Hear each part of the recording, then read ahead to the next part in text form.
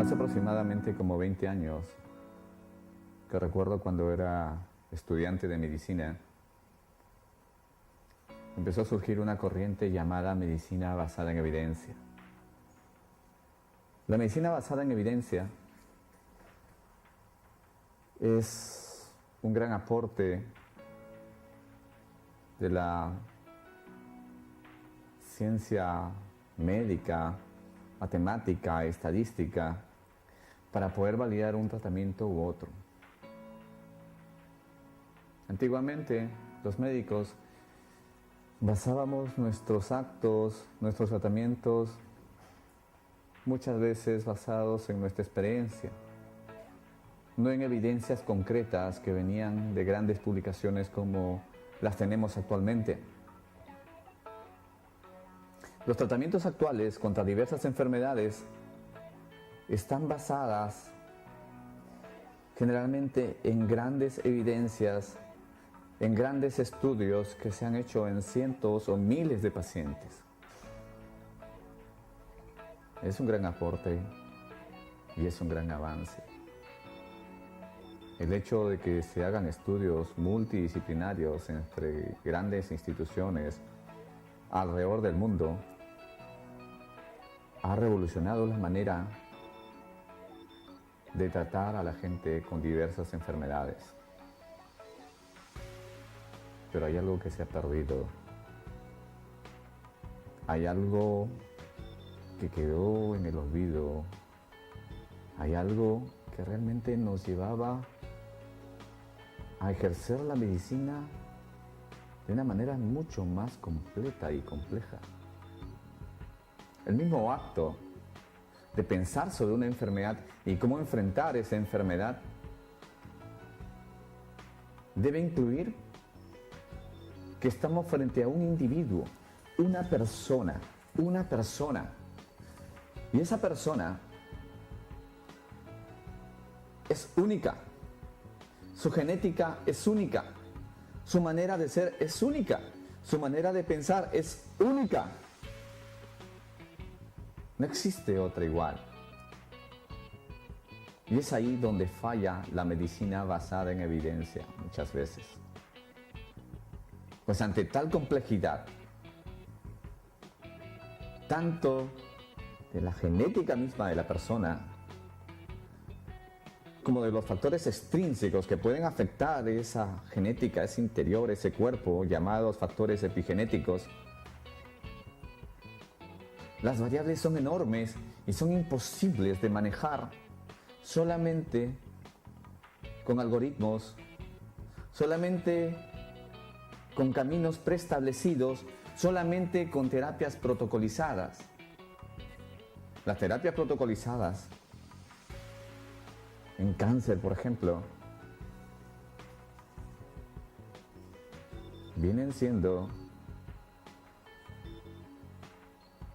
poco a poco y se están transformando poco a poco como en una especie de tratamiento reverencia. Si es que un paciente enferma de tal o cual o este o tal cáncer, el tratamiento ya está como escrito, ya está como dibujado, ya está como plasmado. A tal cáncer le toca tal tipo de tratamiento con quimioterapia, tantos cursos, tantas dosis. Después hacemos un control luego de 3 o 4 tratamientos. La mayor parte de los pacientes sometidos a quimioterapia, por ejemplo, tienen tasas muy bajas de respuesta que no superan ni el 30%. En el mejor de los casos se puede llegar al 50 o 60%, digo en el mejor de los casos, pero en la mayor parte no se sobrepasa el 30% de respuesta. Y cuando digo respuesta me refiero a que su tumor disminuye un poco de tamaño, que su tumor no crece a lo largo del tiempo durante un periodo no muy largo, o que sí disminuye de tamaño las lesiones o desaparecen por completo. Todo eso dentro de ese grupo, dentro de ese porcentaje, que es el 30% en promedio. Yo le pregunto a usted, ¿30% le parece bastante? Más aún si la tasa o la probabilidad de que la enfermedad desaparezca es menor al 5%. Y más aún, la probabilidad de que haga algún tipo de toxicidad es entre el 70% al 80% en promedio. Creo que es momento de replantearnos que esta enfermedad, que el cáncer en sí, conlleva muchas variables, donde de todas esas variables es imposible manejarlas con un simple tratamiento protocolizado, basado en guías.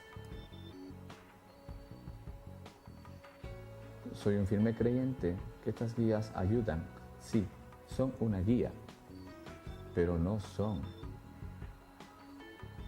una regla, no son una imposición. La evolución de la medicina y el futuro de la medicina personalizada son la próxima revolución y ya se acerca y ya está entre nosotros. Si usted desea un tratamiento personalizado, si usted quiere un tratamiento personalizado,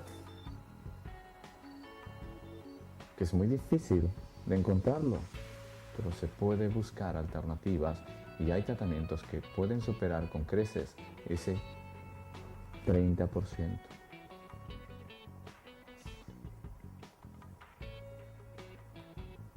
Quizás algún día veamos tratamientos mágicos, tratamientos únicos basados en la genética del tumor, en sus variables, pero todavía no los tenemos. No nos damos cuenta que estamos en la prehistoria de la medicina. En la prehistoria de la medicina.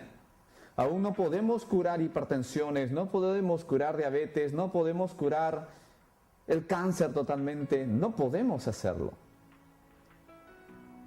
Sin embargo, nos vestimos de blanco y nos sentimos todopoderosos, porque aparentemente tenemos las herramientas para poder hacer algo por las personas que enferman de este tipo de enfermedades, especialmente las crónicas.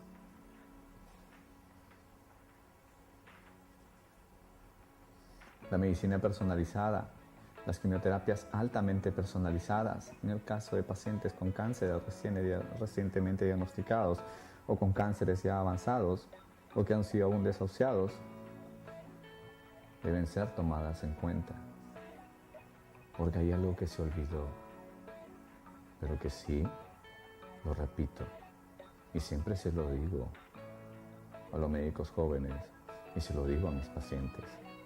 La medicina, más allá de basarse en ciertas ciencias o pseudociencias, la medicina es un arte. Es un arte.